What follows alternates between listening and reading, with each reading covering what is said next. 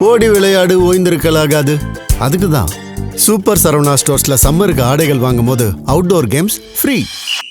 ஓடு ஆடு விளையாடு சூப்பர் சரவணா ஸ்டோர்ஸ் சம்மர் கோடையை கொண்டாடலாம். Left side OMR, right side ECR. நடுவுல உங்க step stone secret plots. Beach Resort Plots, just 24 lakhs onwards. Call 9626899268. இந்த தேர்தல் வந்து பார்த்தீங்கன்னா இதுக்கு முன்னாடி நடந்த பல தேர்தலை கம்பேர் பண்ணுறப்போ டோட்டலாக ஒரு டிஃப்ரெண்ட்டான தேர்தலாக தான் இருக்கும்ன்ற மாதிரி தான் என்னுடைய ஒரு ஒப்பீனியன். திரு விஜய் அவர்களுடைய அரசியல் வருகைன்னு நம்ம சொல்லலாம். இவர் வந்து எல்லா இளைஞர்களையும் வந்து ஒரு உசுப்பேத்தி விட்டுட்டாருன்னு சொல்லலாம். இந்த தேர்தலில் வந்து பார்த்தீங்கன்னா மூத்தவர்களை விட வயதானவர்களை விட இவங்க தான் இந்த வாட்டி ரொம்ப ஓட்டு போடுறதுல வந்து ரொம்ப ஆர்வமாக இருக்காங்க. அதில் வந்து முழுக்க காரணம் திரு விஜய் அவர்கள்னு சொன்னால் அது வந்து மிகையே ஆகாது. பூத்தில் போயிட்டு நீங்கள் ஃபோன்லாம் எடுத்துகிட்டு போனீங்கன்னா அவங்க மேலே வந்து கடுமையான நடவடிக்கைகள்லாம் எடுக்கப்படும் அப்படின்ற மாதிரி சொல்லியிருக்காங்க. ஸோ அசம்பிளி எலெக்ஷனில் வந்து பார்த்திங்கன்னா தமிழ்நாட்டில் ஐ திங்க் 73% போல ஆச்சுன்னு நினைக்கிறேன். ஸோ எஸ்ஏஆர் பணிகளுக்கு பிறகு இந்த எலெக்ஷனில் வந்து ஓட்டு இன்னும் அதிகமாக தான் ஆகுன்ற மாதிரி எனக்கு ஒரு நம்பிக்கை. தங்க நகைகள் சோவரனுக்கு 3000 தள்ளுபடி, வைர நகைகளுக்கு 10,000 தள்ளுபடி, மேலும் பல சலுகைகளுடன் அக்ஷய சூப்பர் தங்க திருவிழா. Saravana store super jewellery, Chennai, Madurai, Coimbatore.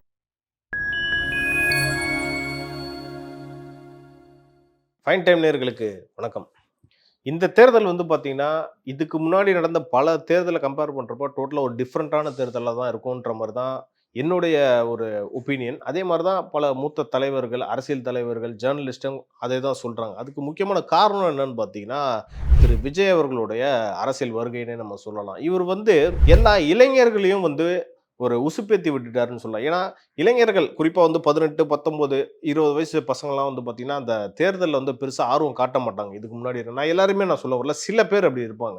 ஆனால் இந்த தேர்தலில் வந்து பார்த்தீங்கன்னா மூத்தவர்களை விட வயதானவர்களை விட இவங்க தான் இந்த வாட்டி ரொம்ப ஓட்டு போடுறதுல வந்து ரொம்ப ஆர்வமாக இருக்காங்க. அதில் வந்து முழுக்க காரணம் திரு விஜய் அவர்கள்னு சொன்னால் அது வந்து மிகையே ஆகாது.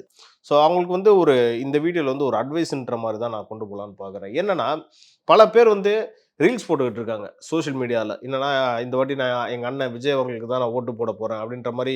அதே மாதிரி நீங்கள் பார்த்துருப்பீங்க, விஜய் அவர்கள் வந்து அந்த ஒயிட் ஷர்ட், அந்த காக்கி பேண்ட்டு அப்படின்ற மாதிரி ஒரு சூப்பரான ஒரு அட்டையரில் வருவார்ல, அதே மாதிரி ட்ரெஸ் எல்லாம் வாங்கிக்கிட்டு இருக்காங்க. பல கடைகளில் வந்து விசாரித்தப்போ கடந்த 2-3 நாளாக வந்து பார்த்தீங்கன்னா அந்த ஒயிட் ஷர்ட்டோட சேல்ஸ் வந்து அதிகமாக இருக்குது. அதே மாதிரி அவர் போட்டிருக்க அந்த காக்கி பேண்ட் இருக்குல்ல, அந்த சேல்ஸும் அதிகமாக இருக்குன்ற மாதிரி தான் பல பேர் அந்த கடை ஓனர்கள்லாம் சொல்லிட்டு இருக்காங்க. இதுக்கு வந்து இதுக்கான காரணம் என்னன்னு பார்த்தீங்கன்னா பல பேர் வந்து ஓட்டு போடுற அன்னைக்கு ஓட்டு போட்டுட்டு நாங்கள் வந்து விசிலுக்கு தான் ஓட்டு போட்டோம் அப்படின்ற மாதிரி வீடியோ எடுக்கிறாங்க. அந்த மாதிரி ட்ரெஸ் எல்லாம் போட்டு ரீல்ஸ் பண்ண போகிறாங்க அப்படின்ற மாதிரியான தகவல்லாம் வருது. ஸோ அவங்களுக்கு ஒரு எச்சரிக்கையான வீடியோவை தான் நான் சொல்ல வரேன். ஏன்னா இன்னைக்கு வந்து எலெக்ஷன் கமிஷன், அதாவது தமிழ்நாடு தலைமை தேர்தல் அதிகாரி திருமதி அர்ச்சனா பட்நாயக் அவர்கள் வந்து ஒரு விஷயம் சொல்லியிருக்காங்க. என்னன்னு பார்த்தீங்கன்னா யாருமே வந்து செல்ஃபோன்ஸ் எல்லாம் வந்து உள்ளே எடுத்துகிட்டு போகக்கூடாது, செல்ஃபோன்ஸ் எடுத்துகிட்டு போகாமல் வெளியில் வைக்கிறதுக்கான ஏற்பாடுகள்லாம் செஞ்சுருக்கு. அப்படியும் மீறி நீங்கள் வந்து உள்ள பூத்தில் போயிட்டு நீங்கள் ஃபோன்லாம் எடுத்துகிட்டு போனீங்கன்னா அவங்க மேலே வந்து கடுமையான நடவடிக்கைகள்லாம் எடுக்கப்படும் அப்படின்ற மாதிரி சொல்லியிருக்காங்க. ஸோ இது வந்து எல்லாருக்கும், எல்லா கட்சிக்கும் தான் இது வந்து பொருந்தும், வெறும் தாவேக்காவுக்கு மட்டும் பொருந்தாதான் நான் சொல்ல வரல. ஏன் இதை வந்து நான் தாவேக்காவினருக்கு ஒரு ஸ்ட்ரெஸ் பண்ணி சொல்கிறேன்னா அவங்க வந்து இந்த விஷயத்தில் ரொம்ப ஆர்வமாக இருக்காங்க. ஸோ இதெல்லாம் வந்து பண்ணக்கூடாது அப்படின்ற மாதிரியான பதிவு தான் என்னுடைய கருத்தாக இருக்குது. ஸோ அதையும் மீறி பண்ணிங்கன்னா இது வந்து கண்டிப்பாக ஒரு பின்னடைவை ஏற்படுத்தும். அதை மாதிரி எதுவும் பண்ணக்கூடாதுன்றதுனால தான் நான் இதை வந்து நான் உங்களுக்கு சொல்கிறேன். அடுத்தபடியாக ஓட்டர் லிஸ்ட்டில் நம்ம பேர் இருக்கான்றதை வந்து முக்கியமாக செக் பண்ணணும். ஏன் சொல்கிறேன்னா வெறும் நம்ம ஒரு ஓட்டர் ஐடியை வச்சுட்டு நம்ம போய் ஓட்டு போட்டுற முடியாது. ஏன்னா எஸ்ஏஆர் பணிகளுக்கு பிறகு பல காரணங்களுக்காக எலெக்ஷன் கமிஷன் நம்ம பேரை வந்து நீக்கி இருக்கலாம். ஏன்னா ஒரு எக்ஸாம்பிள் சொல்லணும்னா நீங்கள் இதுக்கு முன்னாடி வேறு வீட்டில் இருந்திருப்பீங்க, வாடகை வீட்டில், இப்போ வேறு இடத்துக்கு ஷிஃப்ட் ஆகிருப்பீங்க. ஸோ இப்படிலாம் இருக்கிறப்போ ஒரே அட்ரஸில் இருக்கணும். அதை வந்து எலெக்ஷன் கமிஷன் ரொம்ப ஒரு முக்கியமான ஒரு ரீசனாக பார்க்குறாங்க. ஸோ இதெல்லான காரணத்துக்காக பல பேரோட பேர் வந்து இல்லாமல் போயிருக்கலாம். ஸோ அதெல்லாம் வந்து பார்த்துட்டு எலெக்ஷன் கமிஷனோட வெப்சைட்டில் பார்த்துக்கலாம் உங்கள் பேர் அதில் இருக்கா, இருந்தால் மட்டும் தான் ஓட்டு போட முடியும். அப்படி இருந்துச்சுன்னா கவர்மெண்ட் சைட்லேருந்து கொடுத்த ஏதாவது ஒரு ஐடென்டி கார்டை வச்சுட்டு நீங்கள் போய் வாக்கு செலுத்தலாம். அதே மாதிரி இன்னைக்கு வந்து தலைமை தேர்தல் அதிகாரி, மாநில தலைமை தேர்தல் அதிகாரி திருமதி அர்ச்சனா பட்நாயக் அவர்கள் வந்து ப்ரெஸ்ஸை மீட் பண்ணியிருந்தாங்க. அப்போ வந்து நிறைய விஷயங்கள் சொல்லியிருந்தாங்க. அதில் வந்து என்னென்னு பார்த்தீங்கன்னா தமிழ்நாட்டில் இதுவரை 4,18,000 வாக்குகள் வந்து தபால் வாக்குகள் பதிவாயிருக்கு.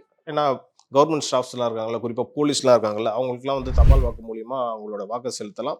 ஸோ இது வரைக்கும் 4,18,000 வாக்குகள் வந்து தபால் வாக்குகள் பதிவாயிருக்குன்னு அவங்க சொல்லியிருக்காங்க. அது மட்டும் இல்லை, தேர்தலில் முதல் முறையாக வாக்களிக்கும் வாக்காளர்களின் எண்ணிக்கை 14,50,000 59,000 ஆக உயர்ந்துள்ளது அப்படின்ற மாதிரி அந்த தரவுகளையும் சொல்லியிருக்காங்க. ஸோ ஏன் இதை சொல்கிறேன்னா, ஃபர்ஸ்ட் டைம் ஓட்டர்ஸ் பல பேர்கிட்ட நான் பேசினப்போ திரு விஜய் அவர்களுக்கு தான் நான் ஓட்டு போட போகிறேன், எங்கள் அண்ணனுக்கு தான் ஓட்டு போட போகிறேன் அப்படின்ற மாதிரி ரொம்ப ஆர்வமாக சொல்கிறாங்க.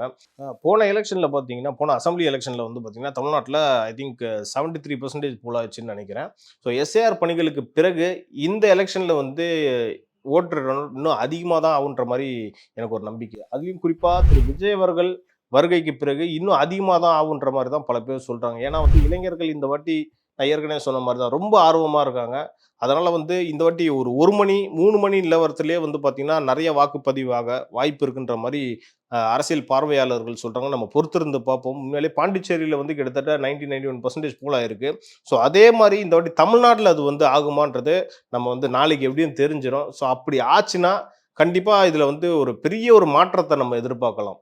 ஏன்னா விஜய் அவர்களுடைய அரசியல் வருகைக்கு பிறகு இந்த ஒரு மாற்றம் நிகழுதுன்னா ஒரு தமிழ்நாட்டுக்கு வந்து ஒரு பெரிய ஒரு மாற்றம் வரும் அப்படின்ற மாதிரி ஒரு நம்பிக்கை எல்லார் மத்தியிலும் இருக்குன்றதை நம்ம இதனால் புரிஞ்சுக்க முடியும். ஸோ இதெல்லாம் ஒரு பக்கம் இருக்கிறப்ப தாவேகாவினர் மீது ஒரு புகார் வந்திருக்கு. என்னன்னு பார்த்தீங்கன்னா, எப்பவுமே வந்து எலெக்ஷனுக்கு அந்த ஒரு நாள் வந்து பரப்புரையெல்லாம் பண்ணக்கூடாது. அது எந்த மூலியமாகவும் பண்ணக்கூடாது. அது ஆன்லைனாக இருக்கணும், டிஜிட்டலாக இருக்கணும், எந்த மூலியமாக இருந்தாலும் எந்த ஒரு பரப்புரையிலும் கட்சியினர் ஈடுபடக்கூடாது. அதை வந்து சைலன்ஸ் பீரியட்னு சொல்லுவாங்க.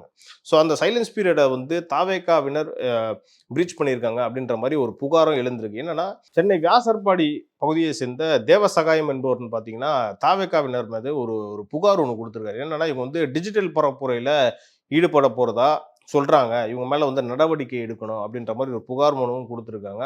ஸோ நான் என்ன சொல்ல வரேன்னா, உண்மையிலே உங்களுக்கு வந்து தாவேகா ஜெயிக்கணுன்ற மாதிரி ஒரு நம்பிக்கை ஒரு ஆசை உங்களுக்கு இருந்துச்சுன்னா இந்த மாதிரியான செயல்பாடுகளில் வந்து ஈடுபடக்கூடாது. ஏன்னா இது வந்து கட்சிக்கு பின்னடைவை தான் ஏற்படுத்தும். இது வந்து மக்கள் மத்தியில் ஒரு அவப்பேரை வந்து சம்பாதிக்கிற மாதிரி. ஸோ இந்த மாதிரி எந்த ஒரு செயல்பாடுகளையும் ஈடுபடக்கூடாது.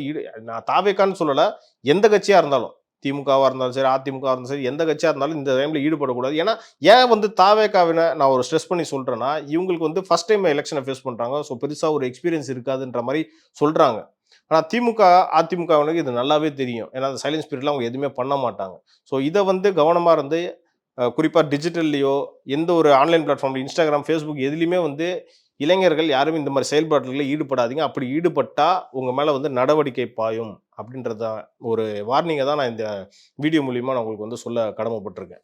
ஸோ அடுத்தபடியாக நம்ம ஏகே அவர்கள் வந்து தொடர்ந்து அந்த ரேஸ் தொடர்பான அந்த பணிகளில் வந்து ரொம்ப தீவிரமாக ஈடுபட்டுக்கிட்டு இருக்கார். சமீபத்தில் அவருடைய ரேசிங் அந்த டீம் கூட வந்து பார்த்திங்கன்னா செகண்ட் பிளேஸ் வந்து பிடிச்சாங்க. உண்மையிலே அவருக்கு ஒரு பாராட்டையும் நம்ம தெரிவிச்சுக்கலாம்.